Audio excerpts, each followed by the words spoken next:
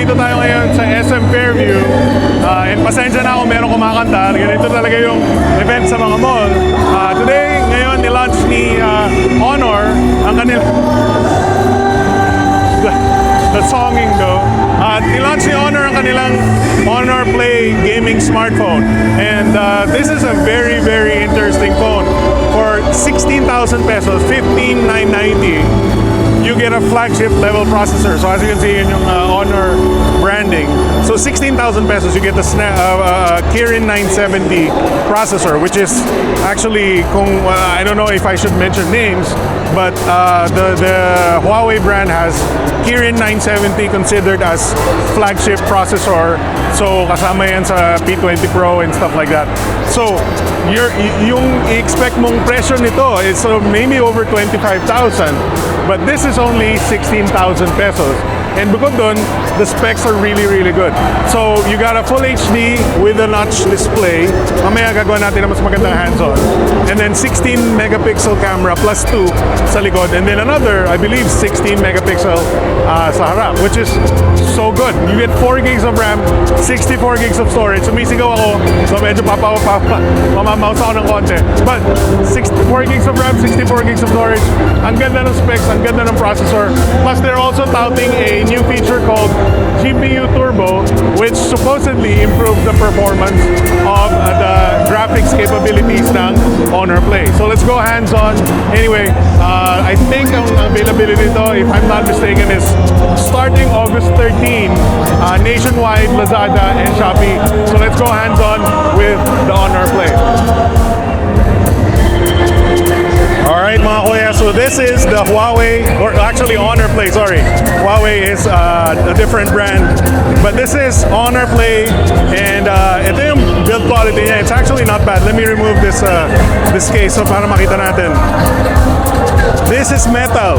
Guys, this is a metal smartphone pa rin for 16,000 pesos with a fingerprint scanner. You can see it's Honor branded. Namamaus na ako. AI camera. So that's one thing na hindi ko nabanggit. This also has AI capability sa camera. So supposedly that should improve our image quality or do our image processing. Medyo, I think the sides may be a little softer than I would expect, maybe plastic yung sides. But it feels actually, or it could be one of those disguised na polycarbonate build na parang bakal yung pakiramdam. I don't know. I guess it doesn't matter at this point. 16,000 pesos for this phone. This is, like I said, built as a gaming smartphone. So, not necessarily importante yung camera. Sorry, na-mouse na ako. Not necessarily importante yung camera, but you still get large megapixels here. 16 plus 2 and then 16 sa harap. So, hindi ko mahanap yung selfie. I want to shoot. There you go. Oh, okay, save direction. Yes, there you go. So, what else can we do? I think I tried the video earlier. Maganda yung electronic image stabilization nila. So actually, not bad. Like I said, 16,000 pesos ito. It feels a little light, but you get a 3,750 milliamp hour. So very, very large battery. And there it is, the notch that you were thinking. Pero tingnan niyo yung bezel, no? There's a very small bezel on the bottom and may Honor branding, but it's really, really small bezel. Sa taas, you get the notch and it's actually really small bezel as well.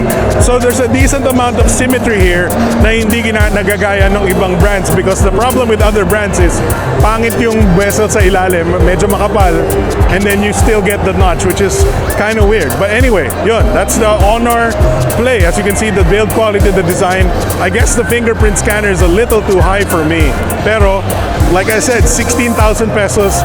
The Kirin 970 is basically a Snapdragon level 835 or 845. Yun yung pantapat nila sa high-end Snapdragon processor. So, getting a high-end Snapdragon processor for essentially 16,000 pesos is crazy. And yeah, it could be one of the best I wouldn't call it mid-ranges. This is flagship level stuff, you know. Think about the Zenfone 5Z, for example. Yung specs nito is basically about the same. Kung ikukumpara mo yung processor nila 845 and then yung this is the Kirin 970. quality, yun yung pantapat na processor. So, it's like a 30,000 peso phone except 16,000 pesos lang binabayad mo. And very, very impressive. Very, very impressed with what Honor is bringing to the table.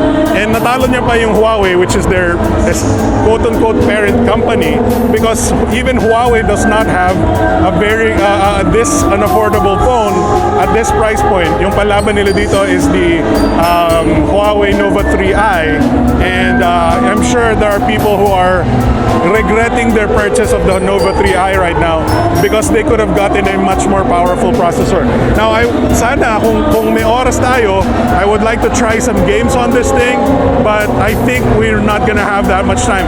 Essentially, nasa mall tayo, so I can't really download a lot of games dito. Maybe Antutu, but I don't have a login dito sa Google Play niya, and I don't want to log in necessarily, fortunately. But yun ang ating hands-on of our Honor Play. It should be available August 13. May pre-order ata ngayon or something. And surprisingly, hindi lang Lazada and Shopee itong device na to. You can get it at retail stores.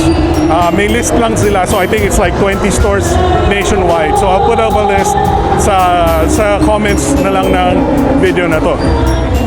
Okay mga kuya, from the SM Fairview launch dito ng Honor Play, I'm gonna sign out. Thank you very much for watching. That's been the Honor Play. Very, very, very promising smartphone from Honor. 16,000 pesos with flagship specs. Essentially, you can't get any better. Siguro Quad HD display na lang pwede mong palaban. But that's about it. Thank you for watching. I'll see you guys next time.